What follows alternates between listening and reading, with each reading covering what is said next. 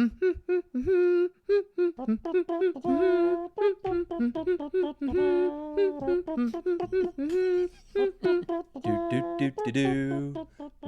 to the Friends with Benefits podcast, a business podcast about revenue-generating partnerships, not a podcast about business time with friends. We're your co-hosting couple. I'm Jason. And I'm Sam. Welcome to the show, friends. All right, Morgan, Jay to the Ingram. Welcome to the show, my man. Yeah, well, first of all, I already love this show because you said the J. We could talk about why the J is important, but I want to hear that. I'm glad you said the J. Yeah, we're excited about the show. And let's just start right with the J. All right, y'all. So this is going to sound a little morbid to be transparent before I go into this, and I'm going to tell you why. So I was in a personal brand workshop. This was back in like 2015. Okay. And I was just learning about it. Like I was like, I know this is important in the future, the whole entire thing. So they said, okay, first exercise is you need to Google your name. Like, are you even out there? And I was like, okay, it's a good exercise. So I Googled it. Are y'all familiar with Dr. Phil? Oh, yeah. Yes. Okay. Some people don't know. I was like, I just want to make sure. So I Googled it, and it was Morgan Ingram died. And it's all this stuff about how Morgan Ingram has like died and committed suicide from this Dr. Phil show. So there's like 10 pages worth of this. And so I'm like, there's no way I'm ever going to surpass this. Right? See, always.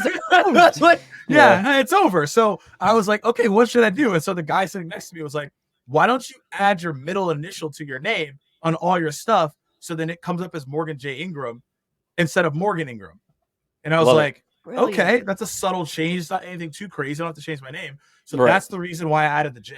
So for like everything that I would do, it'd be the most diva person. I was like, guys, you got to add the J. People were like, why? I was like, I don't want to tell you. Like, just add the J. So because of Google and Dr. Phil. Google and Dr. Phil. I had to change it. Now, if you type in Morgan Ingram, I do appear. So that I'm happy about that. You beat the system. Yeah. I've passed the threshold now. I've created enough, and I've been out there for a little bit now. So it only took 8 years.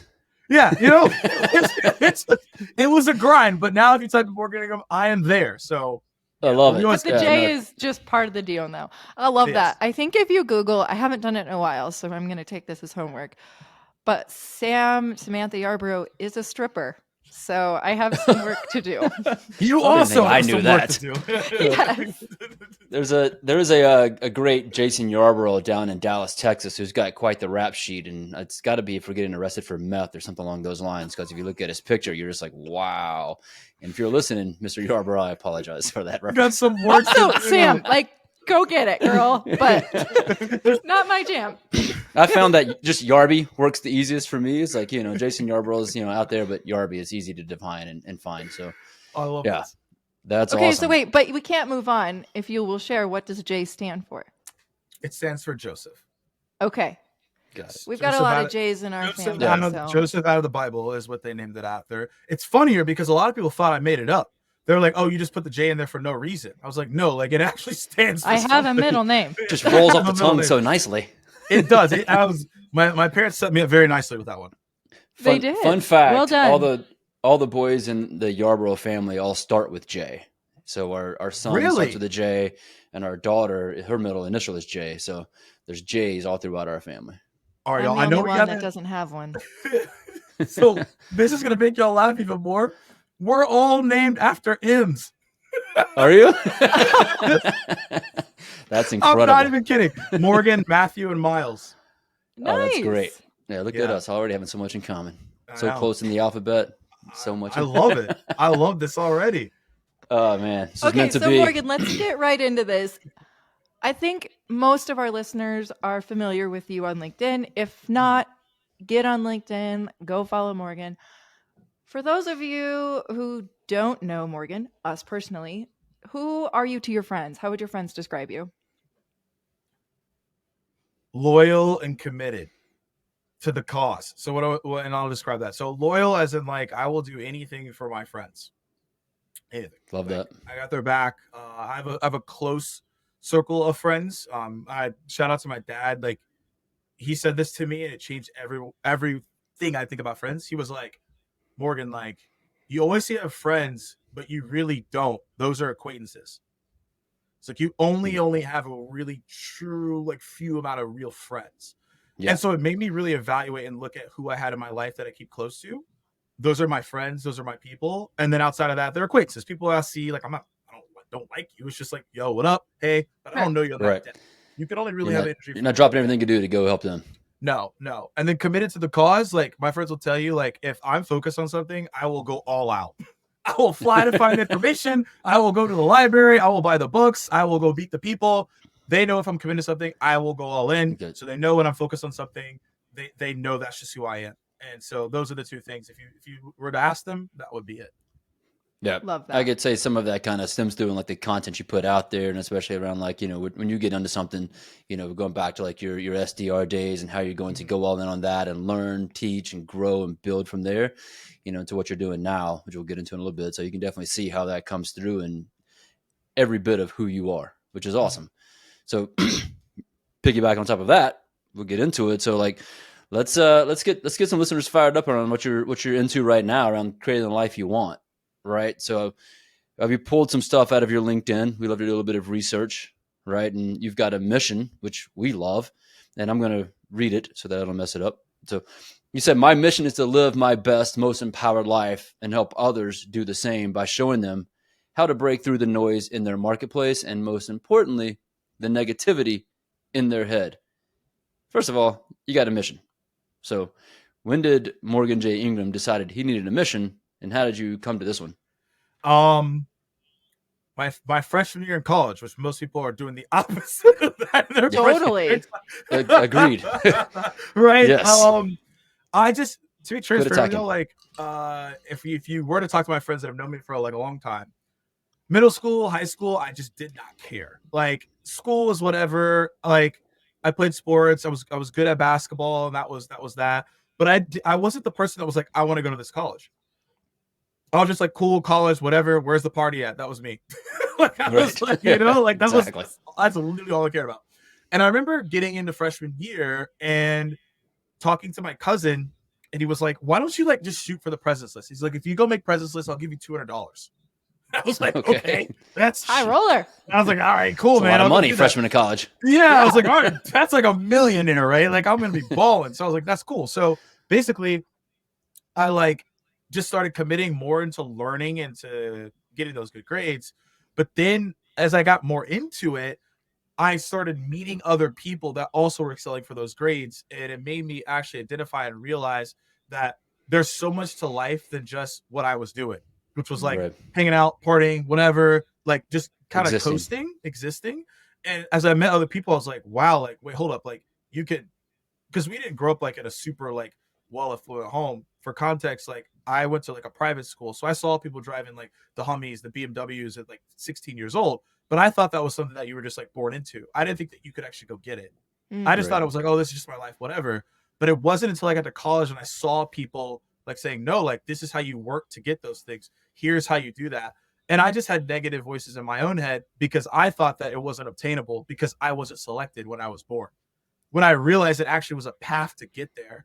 And so then that's when everything changed for me. Ended up making the president's list at all A's. And then at that point I was like, but what can I do more than just school? And so that's when I started getting into more in like personal development. I went to the library like almost every single day. I just started figuring out like, what are things that I could do more than I'm already doing right now. And then that's what took me on that journey. And the cool thing about life is that like, you can actually do whatever you want at any time. Anything. Nothing is inherently stopping you, unless like there's obviously like some barriers. You may have other things in your life that happen to you, like, and I understand that. But like for the majority of people listening in, you can do whatever you want. Like I tell my friends at the end of the day, like, yo, go to the Delta app, go click in any location. You could go buy the ticket. No one's stopping you buying for the ticket as long as you have the resources. You could go anywhere, right? And so that's how I think about life. It's like at any point in time, I can decide how I want to show up and who do I want to be. Do I have to make changes and sacrifices? Sure. But in college, it really showed me that, like, wait, this is endless. And I could do this for myself, which empowers others to do the same thing. That's incredible, especially at such a young age. And I think, you know, I think I'm older than both of you by about 10 years. So I can say this, like someone of your age currently, as young as you are, with the mindset and mentality that you currently have, like that sets you apart by, I would say, decades. especially in the business context, the entrepreneur context, much as it did in college, which I'm sure it sets you apart from your peers by a long shot. Created quite the gap and allows you to excel in everything that you're doing. And I love the fact that, you know, early on, like I probably didn't learn this till about 5 years ago, is that your mental fortitude is what carries you through just about every endeavor that you've got, right? So like, how are you still abiding by this mission and maintain that mental fortitude, you know, even today? Like, what are you practicing? So this one's going to creep y'all out. This creeps a lot. This one creeps a lot of people out, but I got to tell y'all about this. Probably not us. This changes the game. Float tanks. Okay. Oh. I live and die by the float tank. Now I go every quarter. You can go every week. I know some people I show to, they're going every week. It's such a. Okay, first of all, this is not where I thought you were going. Nope. Not creepy. Awesome, but not expected. That's a left turn. Oh, okay. Here's why it's creepy, because like I'll like post it on my Instagram, like, hey, I'm going on this thing. It looks like you're heading into a coffin. It does, yes. Mm-hmm. And here's the thing, you close the door on yourself. So the way that I interpret it is like you are going inside of this the tomb, right? Yeah. And you are closing the door on yourself. But what you're doing though is all the previous context and person that you were before will inevitably die inside of this tank, because you're going to come out renewed, because you're going to have a new perspective on life, because you're sitting there in darkness by yourself. Like I've done this up to like 2 hours and a half. I've sat in there myself. But most people aren't willing to do this because they're not happy with the thoughts and the questions they ask themselves. And they'd rather not figure out the answers to these questions. They'd rather just coast and just go do their thing.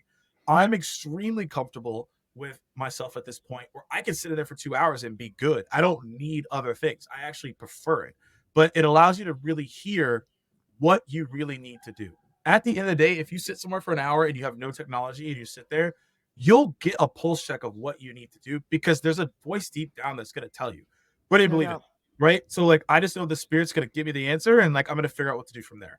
And so that is actually how I remain very like centered and focused on those things. Float tanks, number one. Number two, I have to do cryotherapy. So I go in the ice box every week. And that allows me to just have better breathing, better focus, heart rate, all those different things, right? So that's really critical. And then I know people journal, but I do video journaling. So I do it for myself, but I also at this point I actually do it with my team. So I will send them a video of like where I'm actually at. I think most founders, and again, I'm not like super deep in the game. I'm not saying I have like 10-figure business, but what I'm telling you though is most people don't communicate where they're actually at as the founder. The founder at the end of the day, right, or the executive team steers the ship of where you're going. So if the founder's not telling you like mentally where they're at, it's going to be all over the place. Mm-hmm. So I find it being helpful to share that via video, but I also do the video journal for myself, because as long as you are self-aware on who you are and what you're looking to do, and you're constantly checking in with yourself, that's important, because most people check in with others to check about themselves, which is wrong. Okay, so I knew this conversation was going to go this direction, because I literally, when Jason said we got Morgan Ingram, I was like, I don't want to talk about business at all. Like, I have so many questions for him. So I'm super pumped about this. I'm curious, 2 questions. One, what you just talked about is in a form meditation. Would you call it that? Yeah, I would say meditation, some prayer. I think for me, like I would say like everyone has their own place where they find church and they find holistic, the holistic overview of themselves. Float tank for me is like going to church and like getting in a deep meditative prayer state for sure. Yeah. Okay. Part 2 of that question, you even mentioned this. A lot of people are even afraid to go to that space, to take that initial step. Was this like, did you have to work up to this, or have you always been able to like, I'm going to go sit with my thoughts for 2 hours? Okay. So my friend Scott Barker told me about this. Okay. No, Scott. And, he was like, yo, dude, I went to the float tank. It was bonkers. I was like, okay, like bonkers, like good, or bonkers, like you're like mentally insane and I need to come get you? Like, yeah, sounds like both and. Yeah, right. Bro, are you good? And he's like, yeah, man, like you need to, he's like, you need to go. And like, you know, he's a good friend. So I was like, all right, dude, I'll go. First 10 minutes, I freaked out. Sure. Because for me, and some people, you actually might relate to this. my brain is going 1,000 miles per hour. Like there are so many ideas, there's so many concepts. I also could I go into a room, I could read or energy, whole entire thing. So I'm literally being inundated all the time. So it was actually very hard for me to sleep, which is why I started cryotherapy, so I could sleep better. And so now in the first 10 minutes, I was like just losing it. But I was like, I just need to ease in. Like, can I get my brain to just chill for a minute? And so once it got to 20 minutes in, it was the best thing ever, because now I was able to really hear myself. That gets scary because then it's like, you have to ask yourself some real questions because it's only you. There are no distractions. The reason why most people, I'm not saying all, do a Netflix or have video games or, even have a partner is to distract themselves from their own questions that they're asking themselves, but they can evade because they don't spend time with themselves. Yeah. So if you're in there forcing function by yourself, you now have to ask yourself the hard questions you don't want to do. Why am I doing this? Why am I at a job I don't like? Why am I even with this person I'm with right now that I actually don't like? It's because I don't want to be alone. You start asking yourself those questions and you have to realize, do I want to really figure out those answers? And that's why most people leave. So at the 20-minute mark, I started asking myself some real questions. But once I found out those answers, I was like, wow, okay, I have some work to do. But it was exciting work because it was the inner work that most people will never do. But I was like, I don't want to live my life not doing that. And I have something called the anti-why. We can dive into what that means, but that was the reason for me. I mean, I think that's so powerful. And I love this conversation because recently I've started to uncover the power of meditation. You just said it. Everybody has a different word for it. I think it's all the same premise. But the beauty of this is you have to start to ask yourself those questions. And then for the first time, maybe ever, you understand that there are questions to be asking. And then the scary part is the accountability of, I knew the question to ask. Now, it's coming full circle to your point earlier. Yeah. It's up to me. There's nothing else that's holding me back. And I have no more excuses on why my life is the way it is. Right. Exactly. Keeping yourself accountable is the hardest person to keep accountable. No doubt. So I've been to, again, a LinkedIn post. You clearly are a thought leader on LinkedIn, but you posted the other day, questions that you ask yourself to find your path. And first of all, I think that in and of itself is super powerful. A lot of times people are like, well, I want that. But that can be abstract and there's not subcategories of why or how you're going to get there or what that means. So really quickly, not to belabor the point, but I did really love these questions. So what lifestyle do I envision and how do I build around that? How can I revisit what I loved doing as a kid? What do I want to master over the next decade? Do I want to build solo or lead a team? And what legacy can I create to pass down? So first of all, how did you determine that these were even the right questions to ask? that's the ChatGPT. The Lord and Savior ChatGPT. Yes. Yeah, it's AI actually created all these questions that had nothing to do with me. Exactly. No, but also it's just the real answer actually is stemming from the float tank. So let me actually bring something that's important here. So if anyone has been doing the float tank or wants to try it, if it's your first time, I wouldn't actually suggest what I'm about to tell you unless you want to do it. But if you've been going for a while, this is how you actually make it a productive session. So what I will do is I write down all the stuff that's in my head in my iPhone notes before I go in. Now, all that is a center of focus. Exactly. It's a center of focus for me. So I literally will envision in my head the list that I put down. And I'm like, what are the answers to these things? Then once I'm done with the list, then I roam. So essentially one of the things that I was contemplating and trying to figure out, actually it was out here in Arizona when I was doing it. I was like, what questions do I want to ask myself in order to get the answers to figure out what I actually want to do? And those 5 came up because they're centered around what you actually want to do as a person. One thing, to be transparent, that I started to do that I didn't like to do is I was basing my decisions and behaviors off of another person or people. Yep. Which then I have, right. And then you have a subconscious resentment towards those things.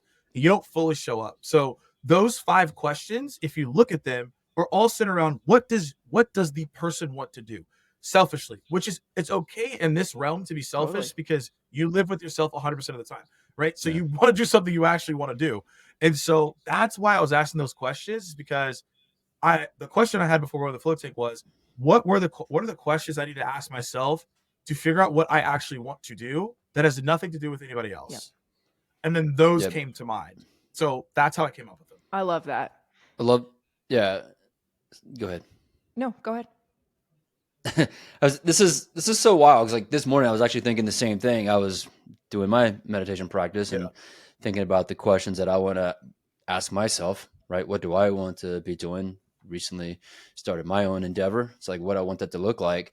But there's a particular point in there that I like what you're making, is that basically building what you want to build and being comfortable enough with yourself to build that, right? And you can't get there until you spend that time with yourself. No. And you can't get to that point where what other people are thinking, what other people are saying you should be doing, that doesn't matter anymore, because you've spent so much time with yourself. You're so comfortable with yourself that, you know what, I'm going to do what I feel like the universe, God, whatever it might be, is leading you down the path to do. And that only matters once you understand what matters to you. And you can't get that until you figure out really who you are when you're alone with yourself. 100%. So like there's so much that comes out of doing that deep work that I think most people don't understand or don't dig into. And so like spending that time alone, I like the fact that you write down kind of the thoughts, what's in your head before going into it. I've read some stuff about the power of doing that before you go to sleep. Yep. And like writing down what's in your head, or even like what you want to come into existence. Like write it down before you go to sleep, so that it's constantly playing over in your head. Yeah, there you go. 100%. I know manifesting is a big thing in this house, right? And so like this kind of the same principle. And I think all that can be applied to, life, business, the context of like what we talk about here in relationships and partnerships. It can all come true. So like, no question that other than the fact that like, I think you're doing the deep work and a lot of others can learn from what you're doing. I wish I had to start doing the deep work 10 years ago. It'd be in a completely different place now. Rude. And so I think the ride you're on. Well, no, like I'm kidding, 10 years ago now is. That's why I make the reference. It was like you're 10 years ago where I am. I appreciate it. So along these lines, though, I think first of all, knowing yourself to know to ask the right questions is step one and really important. But I would be curious to know, like, okay, you've asked these questions, you've clearly thought through them, and you have good answers to them. Now, how are you, Morgan J. Ingram, holding yourself accountable to these? Like, life happens. It's easy to like see a shiny object and move away from your true north. So what are you actually doing to like move towards this? So movement is energy. Mm-hmm. Right? That's that's the most scientific thing you're going to get from me, because I was terrible at science. but I know that to be true. It's Einstein. He said it. Yeah, that's what he said. So we're going to co-sign him. So I'm going to shout out to JBarrows on this one. So we worked together for 3.5 years, right? And one thing that we always talked about was, where do you get the most excited when it comes to your energy? So instead of having so most people have like a time audit, but we would do energy audits. So we would like look at like our calendar and like what gets us really excited that we're a big part of. And when we look at our calendar, like, I absolutely hate that I'm about to do this. And there are things that you have to do that like you're not going to get excited about. Mm-hmm. But for the most part, it's like, how can you do that the most? So why am I saying all these things? So if we go back to the lifestyle question, if you are doing something that is the opposite of the lifestyle that you want, it is going to be very difficult for you to actually accomplish what you just said. Yep. So if you said, hey, I'll give you my prime example. I want to experience and travel the world. I want to do 35 countries before I turn 35. I like being active. I like traveling. That's me. But if I was like, but I'm going to go build something where we have an office and I go every single day, that doesn't make sense. So now the more that I get away from what that thing is, I'm going to drain my energy, which means I need to figure out how to change that to like elevate my energy, because it's towards the goal that I set. So how I think about things is, you just mentioned writing things up before you go to bed. I write down all the task or action items I need to do for the next day that then are leading to the energy outputs that I need to hit the goals that I need to go hit. So I always look at, is my energy moving in the right direction, which means I'm moving towards the direction of what I need to do at the end of the day, because that's the way you have to hold yourself accountable, is like, is my energy actually moving in the right way? Because if it's not, that means that you're doing something that isn't aligned with what you said you were going to do. Mm-hmm. It's just not going to feel right. It's going to be off. You're going to be like, what are we doing here? Yep. There are scenarios where you'll feel nervous or afraid, but that's a different energy than being drained. Yeah. So make sure to recognize that, because they're not the same thing. So I just hold myself accountable. I know I have tasks and things I need to do on a daily basis, but also I know that these goals are my lifestyle, what I want. And then I know if I don't reach those goals, I will ultimately be disappointed in myself. That's really what it comes down to, right? I don't want that. So I hold myself accountable to those things. Okay, so I'm fully in alignment with everything you're saying. Can we talk about, I'm forecasting on some listeners. Maybe there's some people who are like, I'm in a job I don't love. I'm kind of stuck here.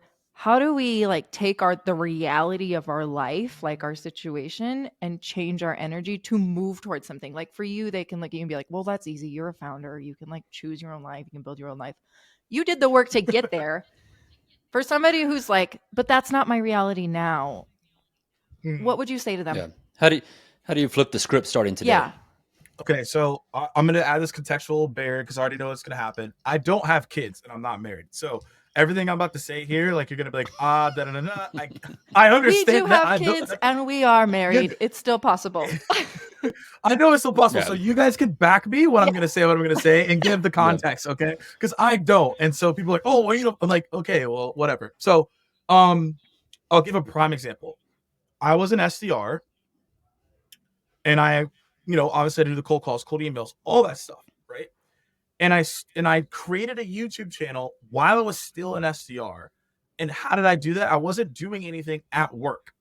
I did everything at work, but I would leave work. I'd literally go home and edit and do all the interviews after work. And I would actually work on the weekend in the office to edit and create new videos. Mm-hmm. So my thing is that most people can get out of their situation. It is easier though to complain and say you're stuck because that's just an easy thing to do. Oh, I'm stuck, and you can find other people who complain and you're cool with it. But it's just going to require you to sacrifice something that you probably don't want to give up. You probably, again, I'm not trying to hate on people with this, but you're probably watching like Disney Plus, Netflix, and you're like, I don't have time, but you're wasting 4 hours watching this thing that inherently actually doesn't give you any value, probably past like an hour or two. Like, yeah, I understand you probably want to decompress. I get that. But most people have an opportunity to go do something. They just need to start small. Where the problem is with social media is you see people doing things big, so you think you have to start massive. When no, you just need to start small. Like, hey, I want to go start this thing. Cool. Have like 2 conversations a week about like maybe ways to get started or like brainstorming your idea. Like these are things that you can do. And so my whole thing is that like there are ways to look at your calendar and create time by eliminating things that are just wasting your time. Yes. Yeah. And so that's the way that I always look at it. Like if I want to go do something, I'm just going to be like, all right, how do I create time to go do this? Because then if you don't do that, it's really not that important. Yeah. It's about putting the work in. Like I think you're right. Like most people it's easier to make excuses as to why you can't. Right. Right. We are definitely guilty of that at times. Right. We've got 2 kids. So some days at 8:00 at night when we come downstairs, all we can do is just sit there and stare at each other. It's like, what the hell just happened kind of thing. Right. But also it's like, being willing to put in the work. And there's times where like, we can support what you're saying by putting in the work. We're still putting in the work. There's a lot of times we put the kids down. We make sure that we're very present with the kids from like 5 to 7:30, put them down to bed. And then we come downstairs and I'm either editing a video, Sam's working on a presentation, or vice versa, and we're writing podcast scripts for a couple of hours. Yeah, last night writing podcast scripts. So it's about doing the work, and this is so wild. I don't know if you've read "Discipline is Destiny," Ryan Holiday. I have not. Everything that the last 2 points you've been making, movement equals energy, and putting in the work, are the exact 2 chapters that I read this morning in that book. Fantastic book. Wow. Super easy read if you're a reader, but it's good stuff. He's talking all about that. So like right now, like you're very much challenging very existence of like what I'm thinking about right now as of this morning. So this is kind of wild, and I'm over here taking notes like a listener. So I'll give you the most tactical example. Everybody in the world can do what I'm about to tell you, and this is actually how I actually learn new skills, or like if I want to get into something. Okay. Everybody for the most part has been at least up to minimum high school of education.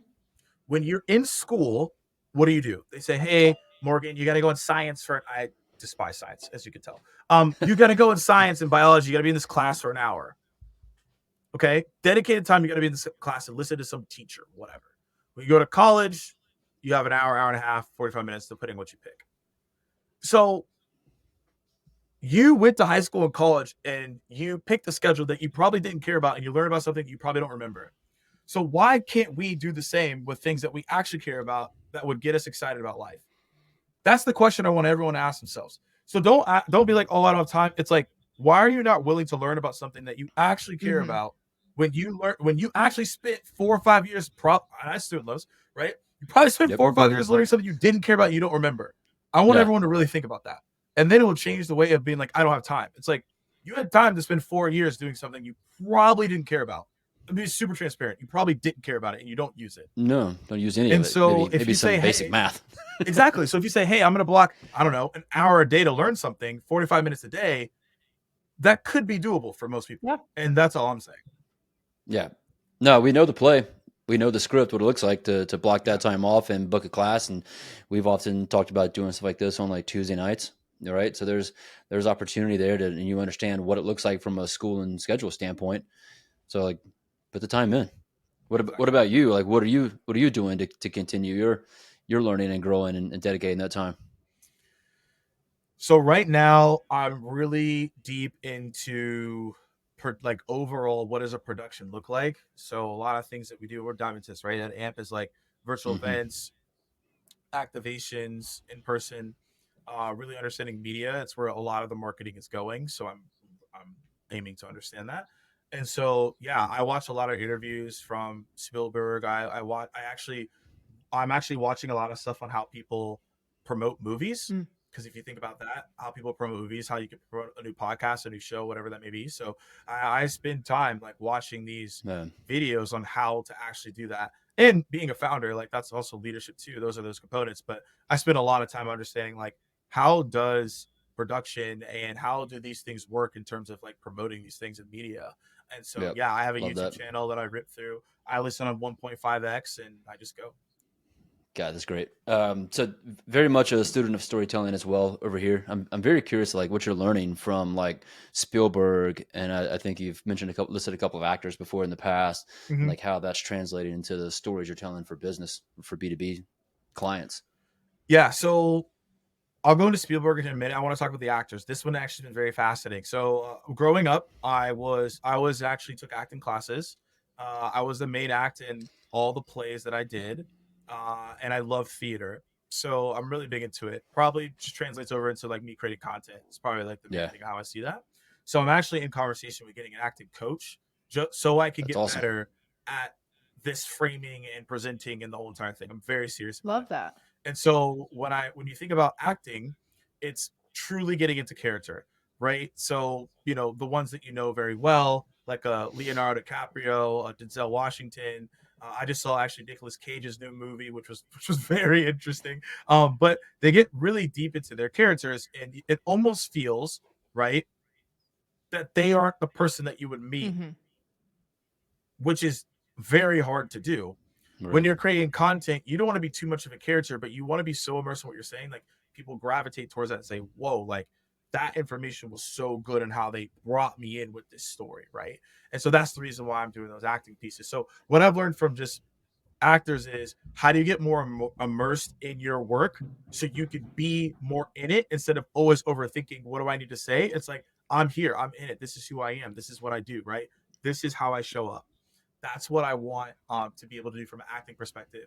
And I learned from Leonardo DiCaprio. It's probably my number one. He's my favorite actor. I learned a lot from him. Denzel Washington, Idris Elba. I actually watch the way that they go and do scenes and how they get very immersed into it and how I can get better at what I do when I'm telling a story or, for example, I'm presenting on video. So you can learn a lot from actors on how they carry the character, carry the script, whatever that may be. So that's that. In terms of, let's just say Spielberg, because he's interesting. So this is something most people, you may or may not know. So all of his, I was watching an interview and I was like, are you kidding me? He said all of his movies that are successful, he literally just said, I found a book and I just made it better with the movie. And so I was like, wait, what? Are you kidding me? Like, this is and then you go look at his movies, they all were some type of book before. I'm like, Ready Player One, Jurassic Park, Jaws, E.T. Yeah. They're all books. Yeah. And he was like, I'm just bringing this to life. So I literally, my mind was blown, because when I think about what I do, I actually don't go in and sell people on something new. Mm-hmm. I sell them on how to do something that they already are doing in a new way. And better. Interesting. So that's why, and better, right? And so that's why we have like our framework called the 3 A's. It's like, that's where it came from. I was talking to a friend about it. He was like, dude, 3 A's. And like, we chopped it up, like amplify, acquire, and advocate. Like everything we do, we literally, someone's already doing it. Like there's not like brand new, like someone's already doing a good webinar maybe, right? Or they're already doing stuff at the event. They're already doing good content, but we're like, how do we amplify what you're doing? That's easy. Then it's like, because you made it better, you're going to acquire new people. E.T. was already a successful book. Yep. But Spielberg was like, I'm just going to make it a better movie. So it acquired a new fan base, right? And then advocate, because it was so good, people talked about it. Jurassic Park, E.T., Ready Player One. These were books you probably didn't know about, but because he made it in a movie and he told the story better in a visual sense, it got people to gravitate more. So when I was thinking about the business I was building and I was watching this interview and my mind was literally blown, I was like, are you kidding me? I was like, yeah, just we come in and just make things better. You're going to find people who are going to come in, and then because it was good, they're going to advocate for you. And that's a really big piece. And another thing he talked about a lot was like focusing on the heart and the core of what your intuition is telling you and leaning more towards that. A lot of people will try to find, oh, where's this framework or technique from this person, instead of looking at something and be like, this is how I feel it should look, building off of that, and then making tweaks along the way and asking for advice and guidance, but starting with the intuition and gut of what you have, and then build from there to then tell that story. So, I mean, I learned a lot from him so far, but those are two that really stood out to me, is really focusing on that and really understanding at the end of the day that like a lot of things that are internally that you're thinking about or you want to do, it is there. And then I'll also say bringing the right talent around you. Because he was like, every movie I had, I brought the right actor talent around me. I had the right producers around me. It wasn't just about me. And I think a lot of people get caught up in that. You're very talented and you're like, I can do everything. And that's actually not the way you should think about it. I think that's so smart, because a lot of times, like, well, in any business asset, we're like, I'm an SDR, I'm in partnerships, I'm in marketing. I have to like reinvent the wheel to stand out. And that's not true. Like everything is, as you said with Spielberg, just done better. It's the same thing. It's just through a new lens or done better. Exactly. It's like, was it Austin McKeon says still like an artist? Yeah.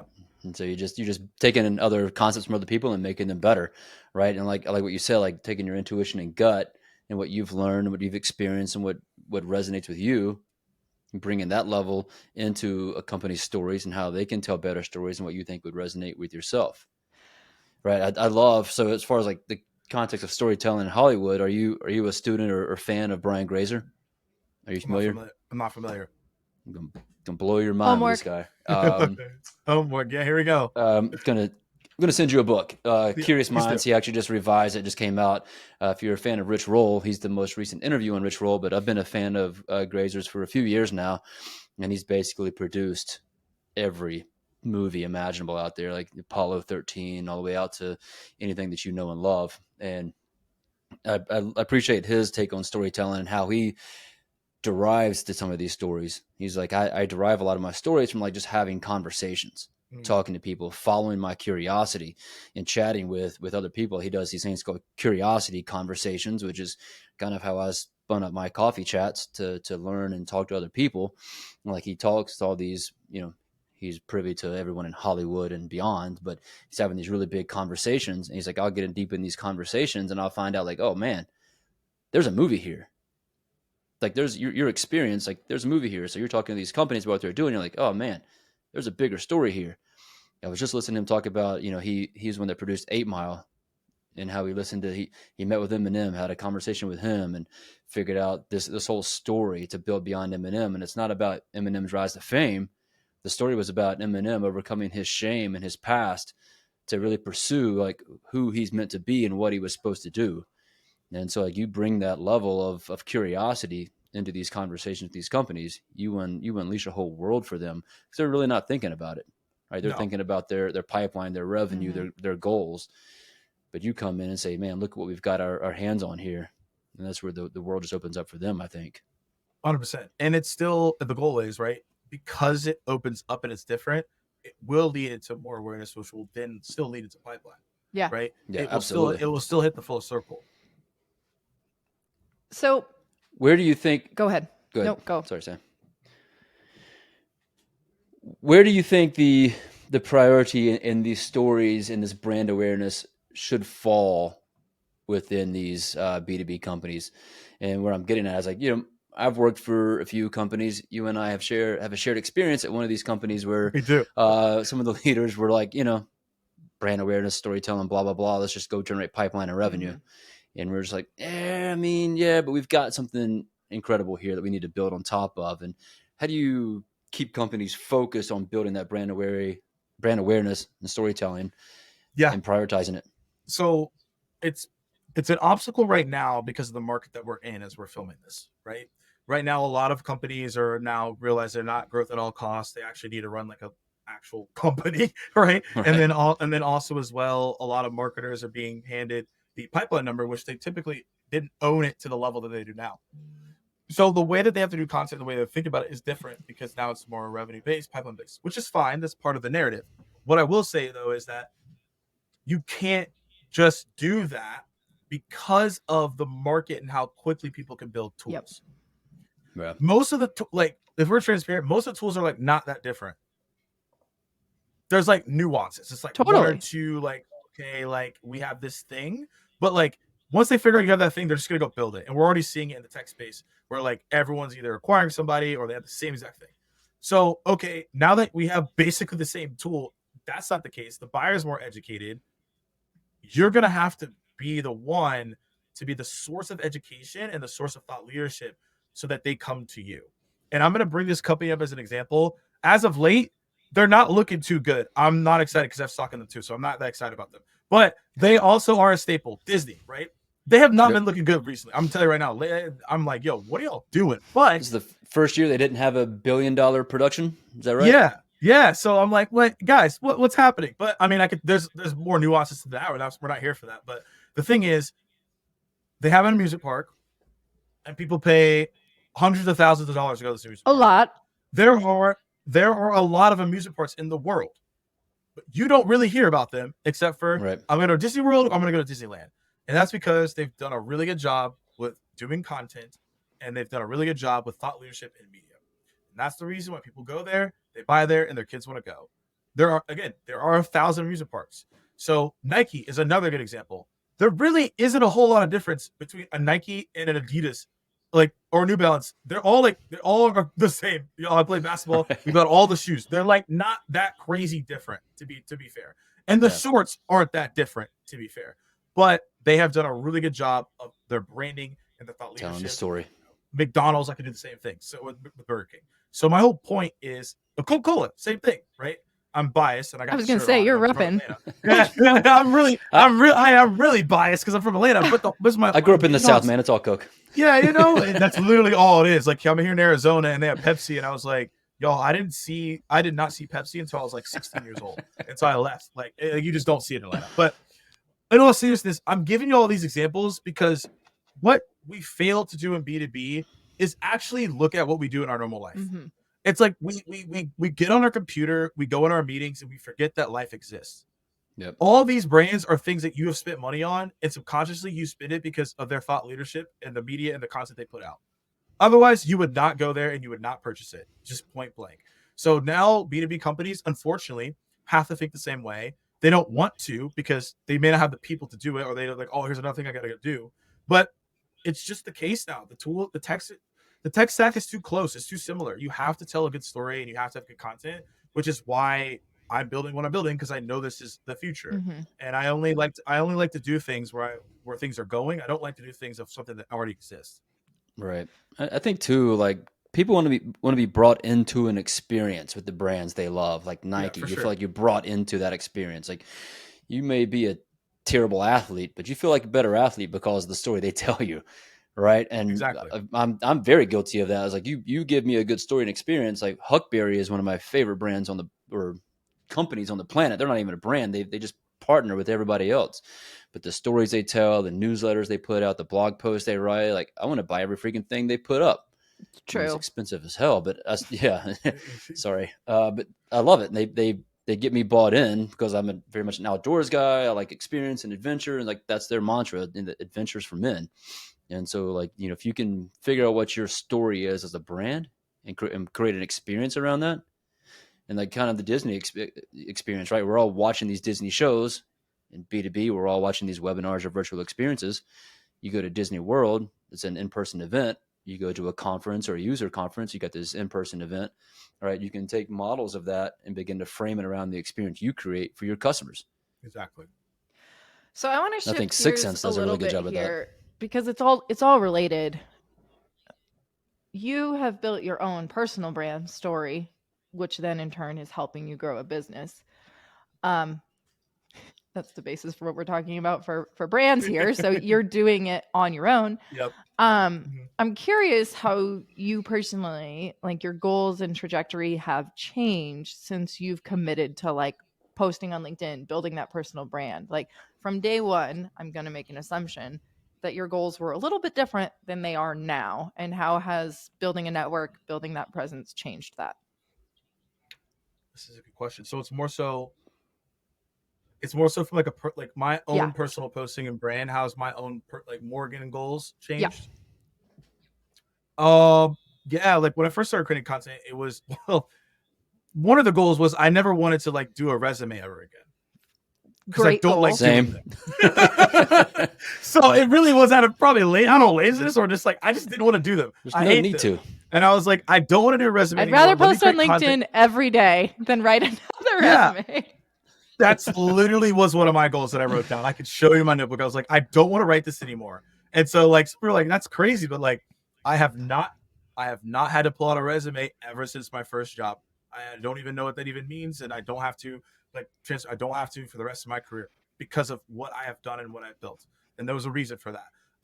Two is I always wanted to be able to be quick and agile to get opportunities because of my brain, right? Which kind of leads to the resume part. I didn't want to have to like go through interview process, etc. I've never interviewed for any job that I've ever had since I got the SDR job.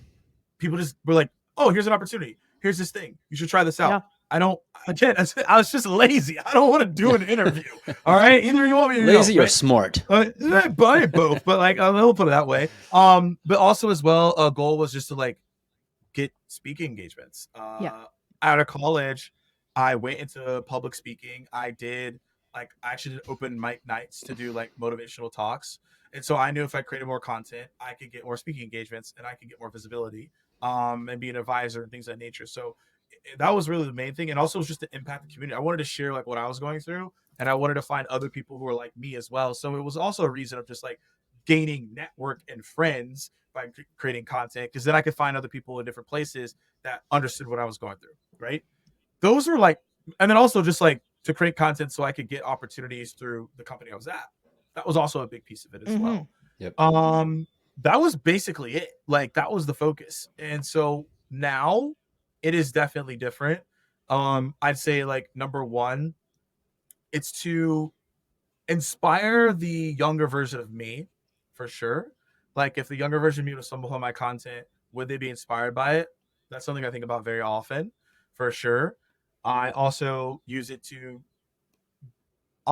demonstrate like how you could do things in like not in a like sleazy or gimmicky way. So this might rub a little feathers here, but like I'm gonna just be real with it.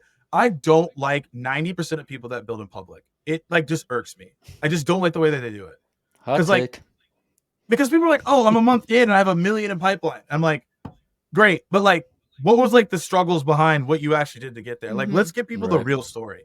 And starting your own thing, creating content, this is like not easy. No. So anytime anyone says it's simple or easy, it's just trying to sell you something. I'm just gonna be super real with you. Like, this is very difficult. Like, this is not very difficult. Like a walk in the park. And so the content I create now is I just want to like let people like know what the reality is of what you're getting yourself into. Like, I have a huge cautionary tale, like, hey, look, before you do this, this is what it's gonna be like. Is it great on the other side? Sure, but it's gonna be hard, right? And so that's what I want to do. And like, also it's like to help me build my business. But another big piece of it as well is like creating content to go to the next level. I'm in a transition period, which is the hardest period you'll ever have in your life, where you are leaving a group of people that you used to associate with, and you want to go to the next group of people. The people that I want to hang out with is completely different than what it was a year and a half ago. But absolutely. I'm not there in that group. Some people know who I am. I'm starting to get, okay, cool. But I'm not in the group. I'm not getting the invites. Yeah. Right? Not yet. So, right. And with the other groups, it's like, I just don't, y'all just don't have the same mindset that I do. And it's not, I don't like you personally. It's just like, I know what I have to do to get to the next level. It's not with this group. You get to begin separating and moving towards. Yeah, so I'm creating content to show them like this is what I'm about too. So that's a big piece as well. I love that too. And I think one thing you just said that stood out to me is like, pick your hard. Like, it's all hard. Yeah. Waking up and going to a job you don't like is hard. Waking up and going to a job you love is also hard, but you get to choose the lens at which you approach things. And you're never going to like turn over a page and be like, easy, walk in the park, I'm ready to go now. Like, so that's a reality check for a lot of people. Yes. Yeah. So to tie into that, you mentioned like I'm both a creator and now an entrepreneur. Like, it's not easy. It's hard. So like, I'm very curious about your LinkedIn, positioning. Like, how do you manage the content and everything you're putting out on a daily basis? Do you have like some sort of calendar? Do you have like theme days? And because I have this question for most people that are consistently posting every day. Like, how do you manage that? What does that look like behind the scenes? At this point, creating content is a muscle memory. Like, you've been I doing can wake it so up, long. create a post. I'm doing this for so long. I could create thousands of posts. I could do it and I'd be fine. I always have content at this point because I've just been doing it for so long. But I'll tell you, the past year and a half has actually been the most difficult to create content because I've been looking to identify what am I actually doing, right? And I don't want to talk about things I've already talked about. Like, I can go and talk about sales and sales development and training and speak. I can do that next year and the next year and the next year. But I've been in this, my word of the year is evolution. And so I've been in this evolution of like, what content speaks to me that I actually want to do? How does it speak towards AMP? How do I disassociate myself from? So it's been a lot of like evolutionary period for me where sometimes I don't really know how I'm posting and how I want to do it because I'm trying to test and do different things. We now have come to the conclusion. I'm actually having an offset with my team, and we're going to come to more concrete conclusion of like how I'm going to do it moving forward. So I actually feel way more confident in what I'm posting and how I'm doing it. I've gotten some guidance and help and things of that nature. But the past year and a half has been hard because, again, I'm in a transition period of not the same content I normally do, which is hard for most creators when you are known for something and you want to be known for something different because you want to go back to what you're known for because that's where you get the most engagement, where people like you. When you start talking about something different, people are like, I don't really know. Like, I don't know what that is. And every person has experienced that. Gary Vee has. A lot of other people have gone. Lewis Howes, they've gone through this period where they're transitioning and they want to talk about something new, but the audience doesn't really get it yet. And you have to create that bridge. And that's what I've been doing. But in terms of how I create my content is I block off one day and I just do it. So I'll have like 2 hours of creating videos. I'll write out all my thoughts and then I'll just flesh it down. And then I have content for the month and I go from there. That's how I do it. I don't like waking up and being like, what should I post today? Like, that's just not how I work. I'm a very in-depth person. So I need time to like really think about it and go about it. So I just block out a day for the month. I do all my content then. And then as I have conversations throughout the month, I might pop off and say something, but most of it is already pre-programmed from my perspective. Got it. Are you a scheduler or you just show up in the morning, hit post based off what you've already written? I'm more of a scheduler at this point. If I feel inspiration, I will do that. There's just too many things that are happening in the business for me to think about what I'm going to post this morning. That already needs to be done. I have other things I need to worry about. Yeah. No, I hear you, man. This is awesome, man. This has been so good. Show up, do the work, put the time in. Man, this has been fantastic. We'll bring this in for a landing. So we love to kind of go a little bit off script and ask a fun little question. Being that you're a storyteller, student of story, producers, actors, is there a favorite story, book, movie that you go back to time and time again? My favorite movie of all time is Avatar. Ooh. Okay. That's Yeah. a solid one. I haven't seen the second. Is it worth it?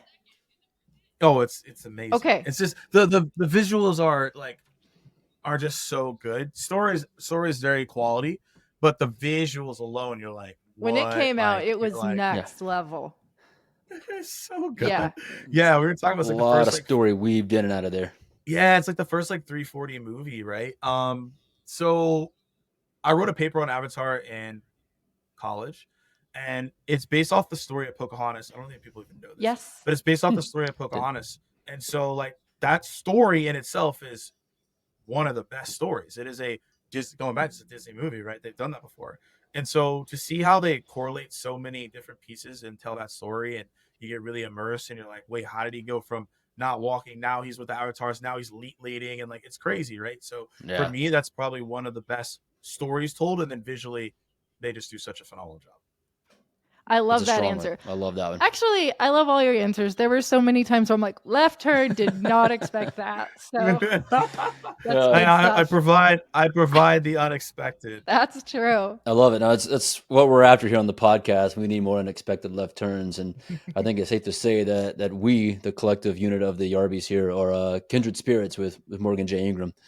I think everything you said resonates very close with us, and we'd love to expand on a lot of that stuff, outside of this podcast. But for now, we'll bring it to a close. Where can everyone find you if they haven't found you already? So I guess don't Google Morgan Ingram. Or do now. Morgan J. Do now. You can now. In all seriousness. So Morgan J. Ingram across all platforms, YouTube, LinkedIn, Instagram. So follow me there if you want to check it out. And then if you want to see what we're doing and what we're building, it's called AMP. You can check that out too. AMP. This has been the best. Seriously, thank you. No, she's lying, guys. Don't listen to this. This is what they always say at the end of every podcast. I'm just kidding. Thank you. They do, but he's been listening. Your transparency, they just keep getting better. Yeah, for sure. Thank you for your time. I know you're a busy man, so we appreciate you sharing with us. Enjoy Arizona. And friends, we'll see you next time. See you. Cheers. Truly, thank you. It was excellent. You're welcome. Thank you all.